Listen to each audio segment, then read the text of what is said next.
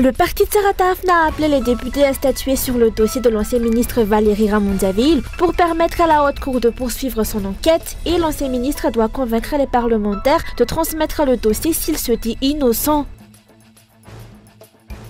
Le téléphérique consomme 100 à 150 litres de carburant par heure, soit jusqu'à 9 millions d'ariars par jour, alors que les Malgaches subissent encore les délestages.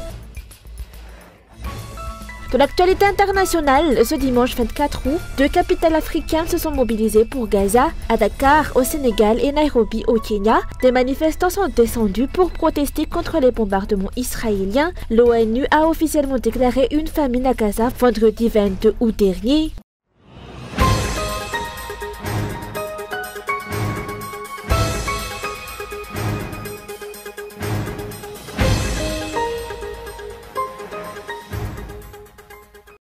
Le parti de Sarah Taafna a déclaré aujourd'hui que les députés devraient statuer sur le dossier de l'ancien ministre Valérie Ramondzaville afin de permettre à la haute cour de poursuivre son enquête. Si l'ancien ministre affirme son innocence dans l'affaire Boeing, il lui revient alors de convaincre les parlementaires pour que la vérité éclate. À l'heure actuelle, le dossier reste entre les mains des parlementaires.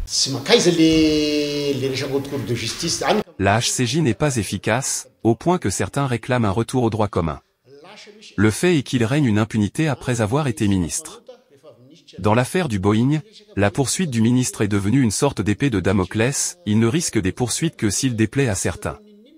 S'il était réellement innocent, il devrait avoir le courage de demander l'ouverture des procédures judiciaires. Pour contrôler les députés, on utilise les procurations. Quant au ministre, il devrait réfléchir à 2 fois, car il risque de porter seul le poids de cette affaire majeure. Selon le pôle anticorruption, ni le président Andrzej ni sa famille, pas plus que le premier ministre, ne sont impliqués dans cette affaire de corruption et d'abus de pouvoir. Des précisions qui renforcent les interrogations sur l'évolution du dossier depuis le début. Nous voulons attirer 1 million de touristes, et ces Boeing étaient censés nous permettre d'assurer des vols long courriers vers différentes destinations, que ce soit l'Europe ou les États-Unis, c'est ce qui avait été annoncé au départ. Il est intriguant qu'un projet aussi positif n'ait pas été pleinement porté à la connaissance des plus hauts dirigeants. Jusqu'où étaient-ils réellement informés?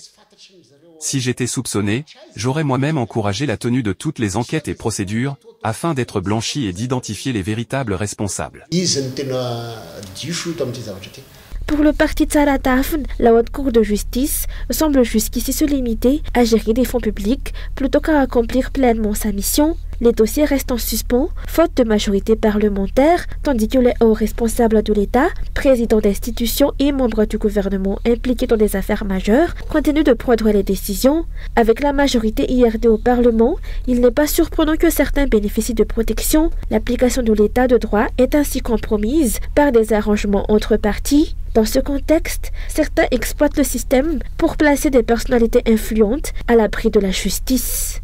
Cette situation explique pourquoi plusieurs forces politiques réclament une réforme de la loi sur la haute cour afin que le pouvoir de poursuivre les affaires de corruption ne reste plus uniquement entre les mains des députés.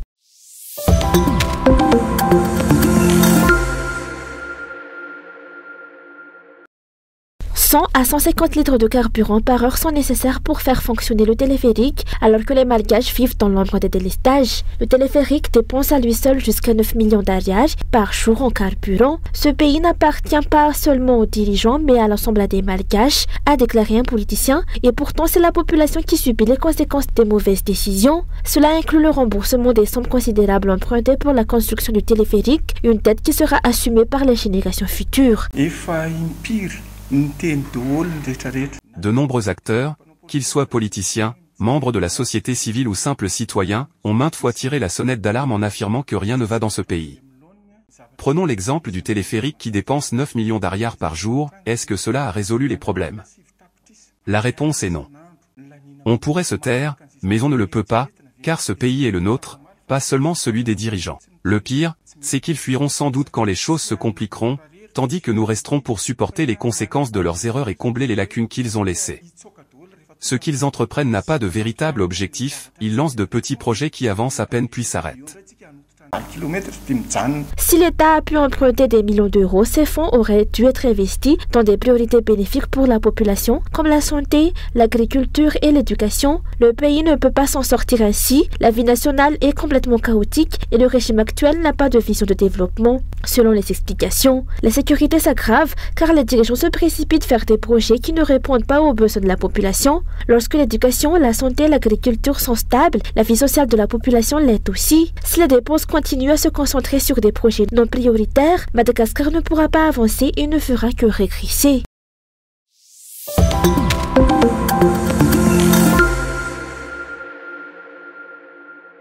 Le ministre de la Santé utilise l'Association Solidarité du personnel de santé de Madagascar, OSPSM, à des fins personnelles, a déclaré aujourd'hui le secrétaire général de cette organisation. Plus de 7000 employés de la santé sont membres de l'association et selon ses explications, le ministre cherche à en prendre le contrôle et à imposer le changement du bureau de direction. Les employés et les membres du bureau du SPM qui refusent de se plier à cette demande subissent des affectations ou abrogations et diverses sanctions. Le bureau de l'association n'a pas cédé et la solution trouvée par le ministère a été de créer un autre SPSM qui tiendra une assemblée générale à Thomas à la fin du mois.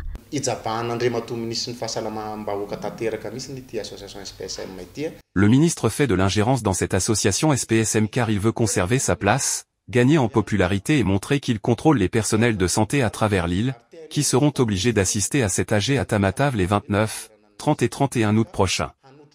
Les personnels de santé sont contraints, directement ou indirectement, d'y participer. Nous, le Bureau national légitime de l'association mise en place en 2022, ne sommes pas responsables de cette réunion et nous porterons l'affaire devant le tribunal, surtout si des incidents surviennent.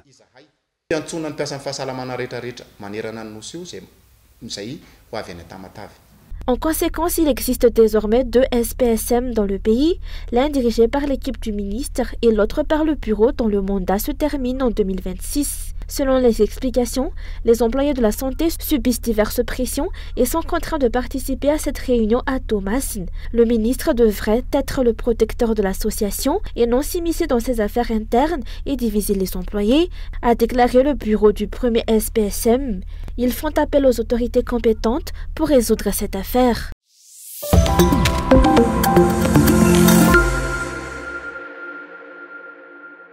Selon un rapport publié par la Banque centrale de Madagascar, le volume des importations du pays a enregistré une hausse de 11% au cours des 6 premiers mois de l'année 2025 par rapport à la même période l'an dernier. Cette tendance déséquilibrée inquiète les économistes car la sortie de devises dépasse largement les rentrées, entraînant un affaiblissement de l'alliage face aux monnaies étrangères et risquant de faire grimper le coût de la vie. Durant cette même période, les exportations malgaches ont reculé de 10,8%, affectant notamment la vanille et le clou de girofle. En revanche, les importations qui ont progressé de 11% ont atteint une valeur de 11 606,7 milliards d'arial. Cette hausse creuse le déficit commercial du pays et pourrait continuer à alimenter l'inflation si aucune mesure n'est prise pour réguler les importations et stimuler davantage les exportations, soulignent des économistes.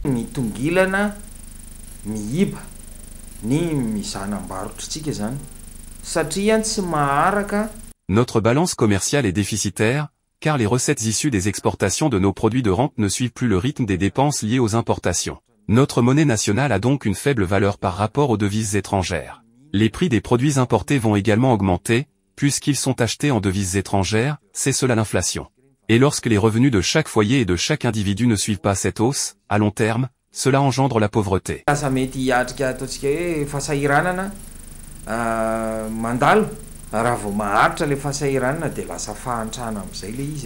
Il est tout à fait possible de réduire ce niveau excessif d'importation en valorisant et en développant la production nationale.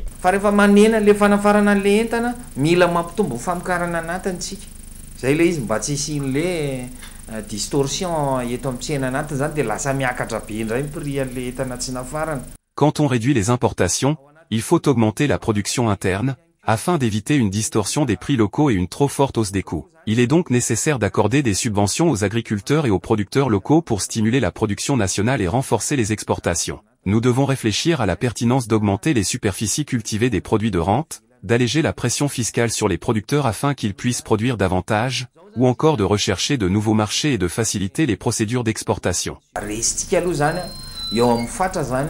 na dia ataontsika hoe kely ara zany ny eo amin'ny fetra zay mety ho vitatsika zany.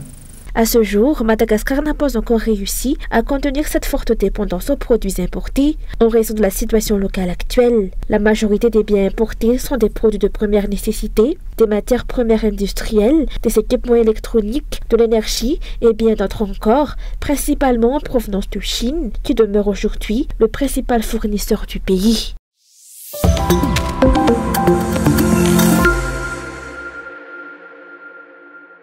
Les fans de football malgache retiennent leur souffle à la veille de la demi-finale qui opposera les Baréas de Madagascar à l'équipe du Soudan demain à 17h30 heure locale. L'enjeu est de taille, une place en finale de la CHAN 2024. Pour atteindre à ce stade de la compétition, les Baréas ont déjà marqué les esprits en battant le Soudan 3-0 lors de la phase de groupe de la CHAN 2023. Un précédent qui nourrit l'espoir des supporters, mais qui pousse aussi l'équipe soudanaise à chercher une revanche. Conscient de ce défi, l'entraîneur et les joueurs malgaches ont réaffirmé leur détermination à poursuivre leur parcours et à écrire une nouvelle page de l'histoire du football national.